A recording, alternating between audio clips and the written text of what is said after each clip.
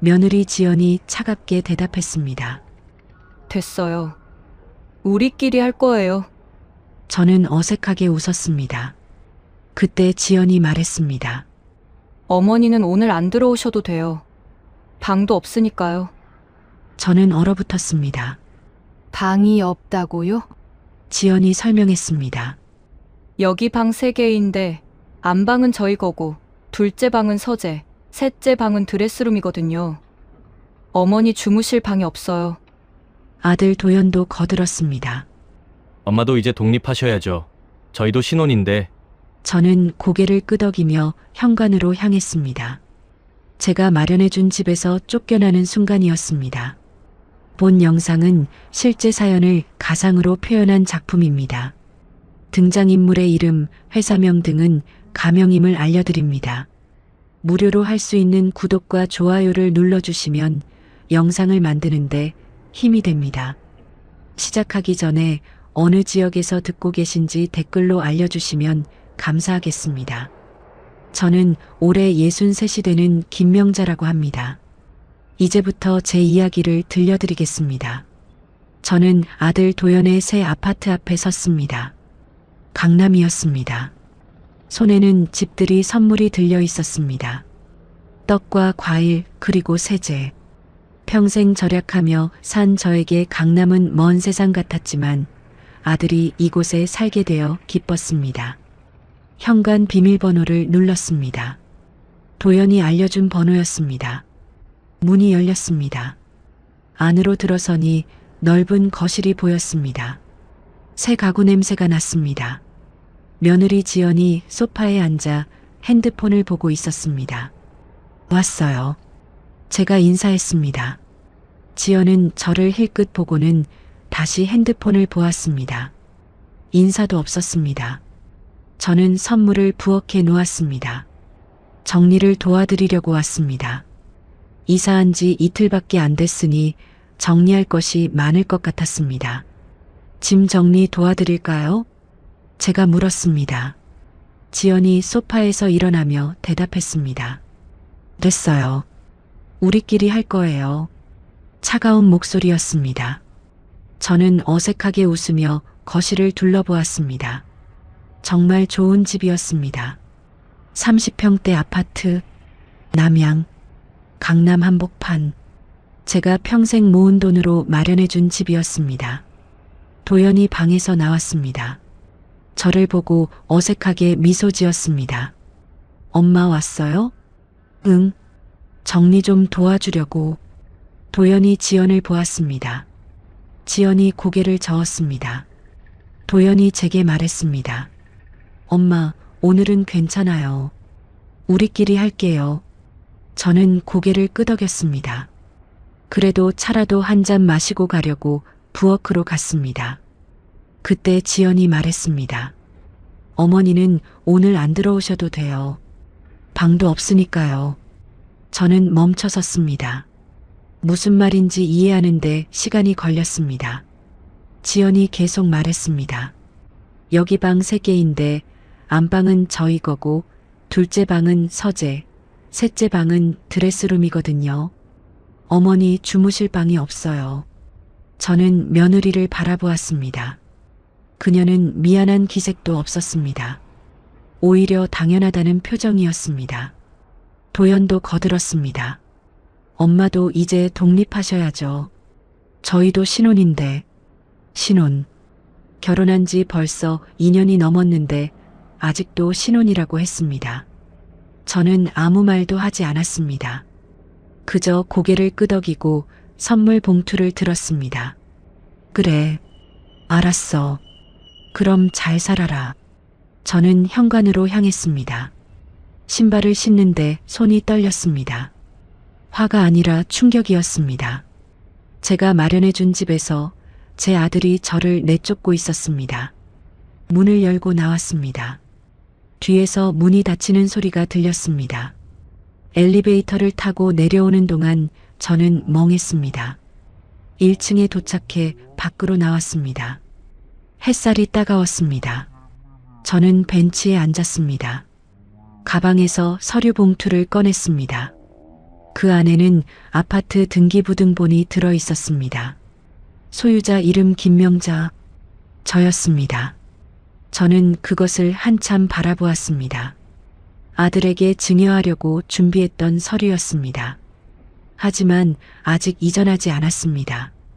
법적으로 이 집은 여전히 제 것이었습니다. 아들도 며느리도 그 사실을 몰랐습니다. 저는 서류를 다시 가방에 넣었습니다. 그리고 조용히 결심했습니다. 당분간 이 사실을 말하지 않기로, 어떻게 되는지 지켜보기로. 저는 일어나 버스 정류장으로 걸어갔습니다. 제 작은 집으로 돌아갈 시간이었습니다. 아들에게 쫓겨나고 한 달이 지났습니다. 저는 평소처럼 작은 집에서 조용히 살았습니다. 가끔 도연에게서 연락이 왔지만 생활비를 달라거나 심부름을 부탁하는 내용뿐이었습니다. 저는 그럴 때마다 적당히 응하며 상황을 지켜보았습니다. 어느 날 저녁, 조카 혜성에게서 전화가 왔습니다. 혜성은 변호사였고 제가 유일하게 믿고 의지하는 가족이었습니다. 이모, 큰일 났어요. 혜성의 목소리가 다급했습니다. 저는 불안한 마음으로 물었습니다. 무슨 일이야? 혜성이 설명했습니다. 며느리 지연이 강남 아파트를 담보로 전세 계약을 맺었다는 것이었습니다. 전세금은 3억 원. 그런데 문제는 아파트 명의가 제 것이라 계약이 무효라는 것이었습니다. 전세 입주자가 사기로 신고했고 경찰이 수사를 시작했다고 했습니다. 저는 충격을 받았습니다. 며느리가 제 집을 자기 마음대로 전세를 내주었다니. 저는 즉시 혜성에게 말했습니다. 자세한 얘기 좀 해줘. 혜성이 차분하게 설명했습니다. 지연은 아파트가 자기 남편 명의라고 착각했고 등기부등본도 확인하지 않고 계약을 맺었다는 것이었습니다. 전세 입주자는 계약금 3천만 원을 이미 입금했고 입주 날짜가 다가오자 등기를 확인하다가 명의가 다르다는 것을 알게 되었습니다. 이모, 이거 심각해요. 사기죄로 고소당할 수 있어요. 저는 한숨을 쉬었습니다. 며느리의 탐욕이 이렇게까지 갈 줄은 몰랐습니다. 저는 혜성에게 물었습니다. 그럼 나는 어떻게 해야 해? 혜성이 대답했습니다. 일단 이모가 실소유자라는 걸 증명해야 해요. 그리고 며느리가 무단으로 계약을 맺었다는 것도 밝혀야 하고요. 저는 고개를 끄덕였습니다. 그날 밤 저는 잠을 이루지 못했습니다. 아들과 며느리가 어떻게 나올지 걱정되었습니다. 다음 날 아침 예상대로 도연에게서 전화가 왔습니다. 엄마, 급한 일이 생겼어요. 집으로 좀 와주세요. 목소리가 다급했습니다. 저는 준비를 하고 아들의 아파트로 향했습니다. 문을 열고 들어가니 도연과 지연이 거실에 앉아 있었습니다. 둘 다 얼굴이 창백했습니다. 무슨 일이야? 제가 물었습니다. 지연이 울먹이며 대답했습니다. 어머님, 큰일 났어요. 전세 계약 때문에 고소당했어요. 저는 아는 척하지 않고 물었습니다. 전세 계약? 무슨 전세? 도연이 설명했습니다. 그들은 생활비가 부족해서 아파트를 전세로 내놓았다고 했습니다. 3억을 받아서 사업 자금으로 쓸 생각이었다고 했습니다. 하지만 명예 문제로 계약이 무효가 되었고 상대방이 사기로 신고했다는 것이었습니다. 그래서 엄마한테 돈 좀 빌려야겠어요. 3억? 도연이 조심스럽게 말했습니다. 저는 믿을 수 없었습니다. 저를 내쫓아놓고 이제 와서 돈을 빌려달라니. 3억? 내가 어디서 그런 돈을 구해? 도연이 답답하다는 표정을 지었습니다. 엄마, 이거 안 해결하면 저희 사기범 되는 거예요. 제발 도와주세요. 저는 한참을 침묵했습니다. 그리고 조용히 물었습니다. 그런데 너희 이 집 명의가 누구 건지 알아? 도연이 당연하다는 듯 대답했습니다. 제 거죠. 엄마가 결혼할 때 사주신 거잖아요. 저는 고개를 저었습니다. 아니야. 명의 이전 안 했어. 아직 내 이름이야. 순간 거실이 조용해졌습니다. 도연과 지연이 저를 멍하니 바라보았습니다. 지연이 떨리는 목소리로 물었습니다. 뭐라고요? 어머님 명의라고요? 저는 고개를 끄덕이며 가방에서 등기부등본을 꺼냈습니다. 테이블 위에 놓았습니다. 이거 봐. 소유자가 김명자라고 되어 있잖아. 도연이 서류를 집어들고 읽었습니다. 그의 얼굴이 점점 하얗게 변했습니다. 지연은 그 모습을 보고 비명을 질렀습니다. 안 돼. 이럴 수가 없어. 저는 담담하게 말했습니다. 너희가 확인도 안 하고 전세 계약을 맺은 거지. 이 집은 법적으로 내 거야. 도연이 서류를 내려놓으며 말했습니다. 엄마, 그럼 엄마가 명의를 저한테 넘겨주면 되잖아요. 그럼 계약이 유효해지고. 저는 그의 말을 끊었습니다. 그건 안 돼. 내가 왜 내 집을 너희한테 넘겨줘야 해?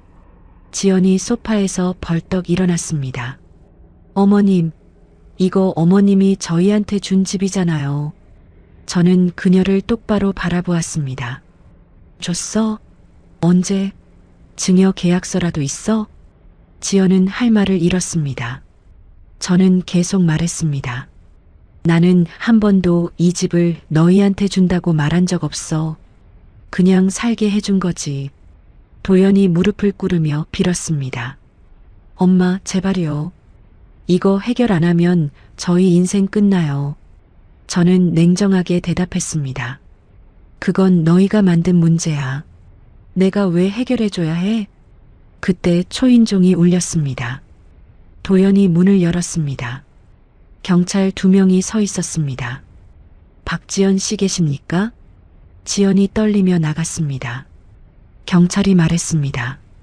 전세 사기건으로 조사받으러 가셔야겠습니다. 지연이 울기 시작했습니다. 경찰은 그녀에게 동행을 요청했습니다. 도연도 같이 나갔습니다. 저는 거실에 혼자 남았습니다. 창밖을 바라보니 강남의 야경이 보였습니다. 아름다웠습니다. 하지만 제 마음은 편하지 않았습니다. 아들이 이렇게까지 타락할 줄은 몰랐습니다. 저는 핸드폰을 꺼내 혜성에게 전화했습니다. 혜성아, 상황 정리 좀 해줘. 경찰한테 내가 실소유자라고 증명하고 며느리가 무단으로 계약 맺은 거라고 설명해줘. 혜성이 대답했습니다. 알겠어요, 이모. 그런데 이모, 이제 어떻게 할 거예요? 저는 잠시 생각했습니다. 그리고 대답했습니다. 좀 더 지켜볼게. 아직 끝난 게 아니야. 전화를 끊고 저는 소파에 앉았습니다. 이것이 첫 번째 반전이었습니다. 아들 부부는 이제 이 집이 제 것이라는 걸 알게 되었습니다. 하지만 그들은 아직 몰랐습니다. 진짜 반전은 이제부터라는 것을. 일주일이 지났습니다. 지연은 경찰 조사를 받았고 사기 혐의로 입건되었습니다. 전세 피해자에게 계약금을 돌려주고 합의를 보려 했지만 돈이 없었습니다. 도연의 사업 자금으로 이미 써버렸기 때문이었습니다. 저는 그 소식을 혜성을 통해 들었습니다. 아들에게서 직접 연락은 오지 않았습니다. 아마 저한테 화가 났거나 아니면 부끄러웠을 것입니다. 저는 조용히 일상을 보냈습니다.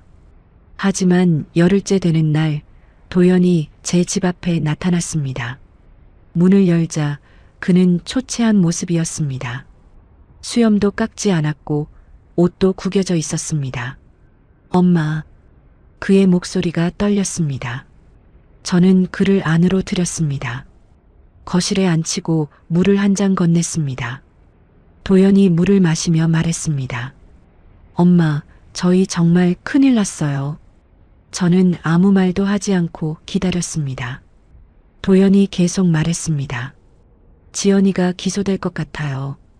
합의금도 못 내고 변호사 비용도 없고 제 사업도 망했어요. 그는 울기 시작했습니다. 35살 어른이 어머니 앞에서 우는 모습이 안쓰러웠지만 한편으로는 씁쓸했습니다. 이 모든 것이 그들의 탐욕 때문이었습니다. 엄마, 제발 도와주세요. 집이라도 팔아서 합의금 내고 싶어요. 저는 고개를 저었습니다. 그 집은 못 팔아. 내 집이잖아. 도연이 무릎을 꿇었습니다. 엄마, 제발요. 저한테 증여해 주세요. 그럼 제가 팔아서 해결할게요. 저는 그를 바라보았습니다.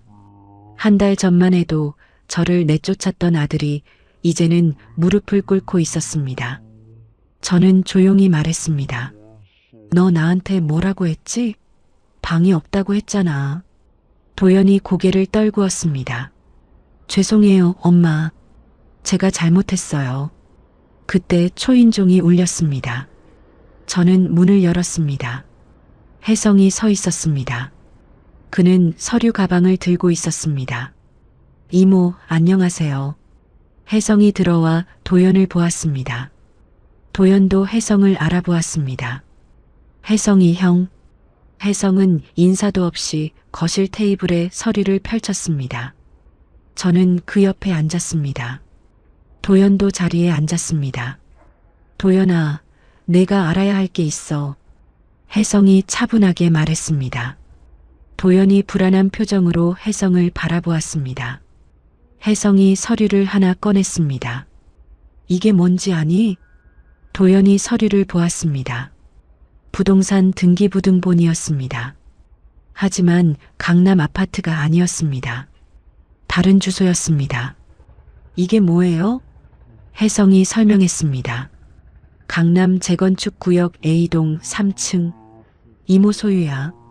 도연의 눈이 커졌습니다. 혜성이 다른 서류도 꺼냈습니다. 그리고 B동 5층, C동 2층. 전부 이모 명의야. 도연은 서류들을 하나씩 보며 입을 벌렸습니다. 저는 조용히 차를 마시며 그 모습을 지켜보았습니다. 혜성이 계속 설명했습니다. 이모는 20년 전부터 강남 재건축 구역에 투자해 왔어. 조금씩 꾸준히. 지금 이 지분들 가치가 얼마인지 아니? 도연이 떨리는 목소리로 물었습니다. 얼마인데요? 혜성이 계산기를 꺼내 보여주었습니다. 대략 50억? 도연이 그 자리에서 얼어붙었습니다. 저는 찻잔을 내려놓으며 말했습니다. 나는 평생 절약하며 살았어. 너 키우면서도 내 대학 등록금 대주면서도 돈을 모았지. 그리고 부동산에 투자했어. 도연은 믿을 수 없다는 표정으로 저를 바라보았습니다. 혜성이 또 다른 서류를 꺼냈습니다. 그리고 이모는 예금도 좀 있어. 은행 3곳에 나눠서. 혜성이 통장 사본을 보여주었습니다. 도연이 숫자를 보고 숨을 삼켰습니다. 저는 담담하게 말했습니다. 총 자산 70억 정도 돼. 내가 생각한 것보다 많지? 도연은 아무 말도 하지 못했습니다.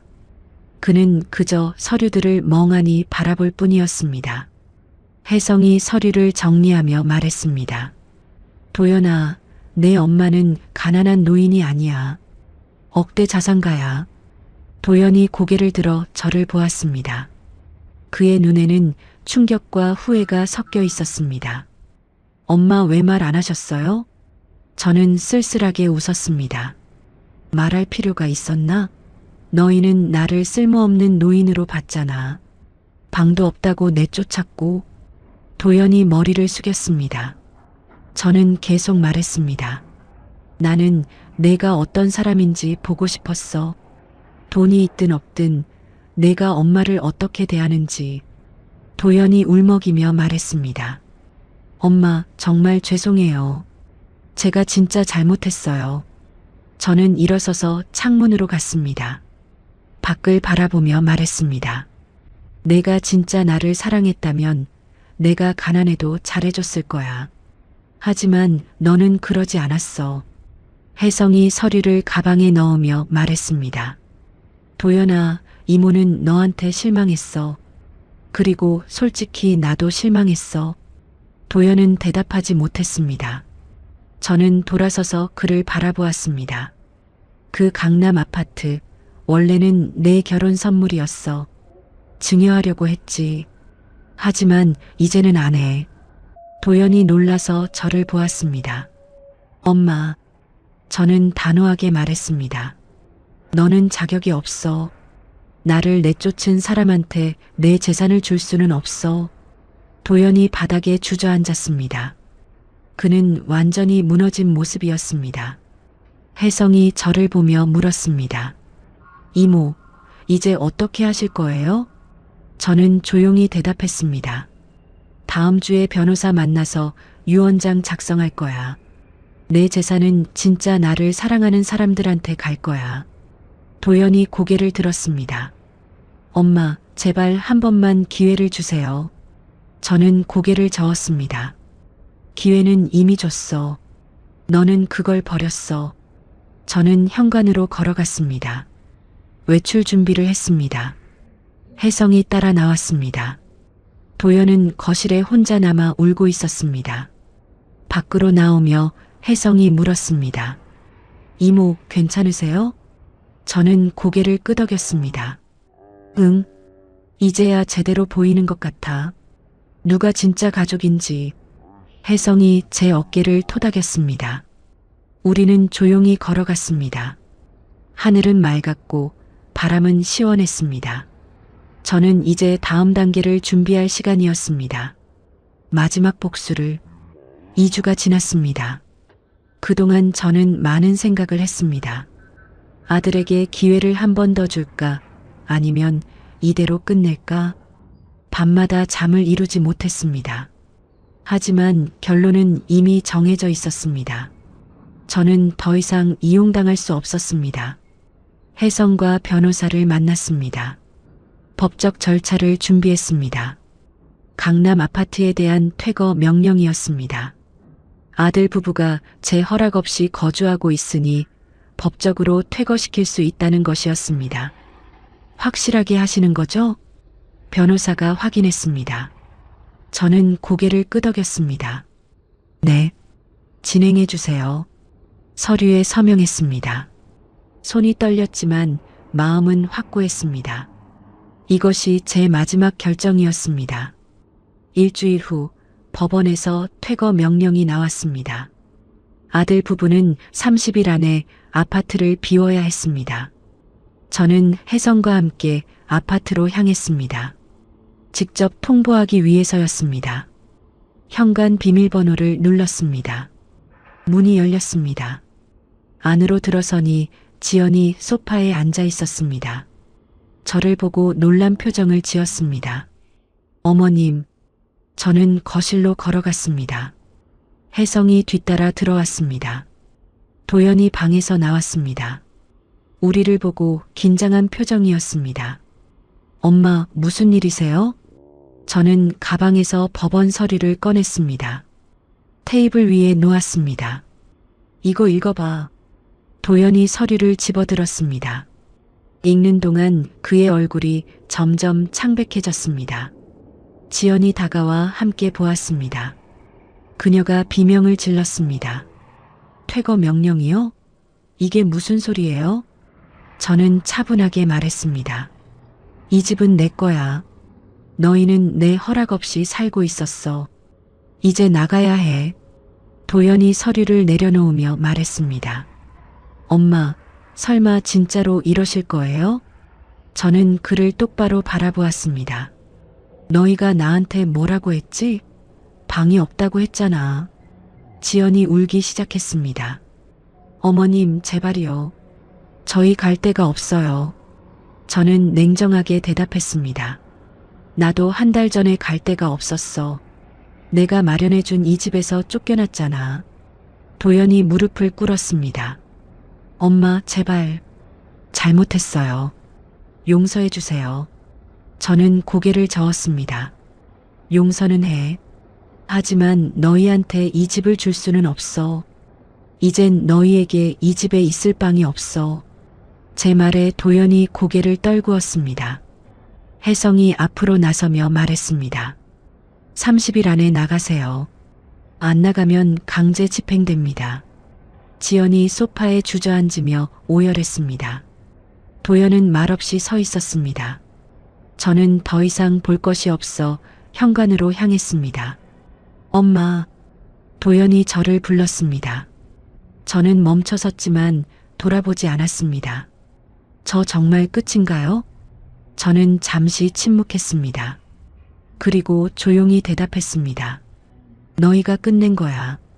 나를 내쫓았을 때. 저는 문을 열고 나갔습니다.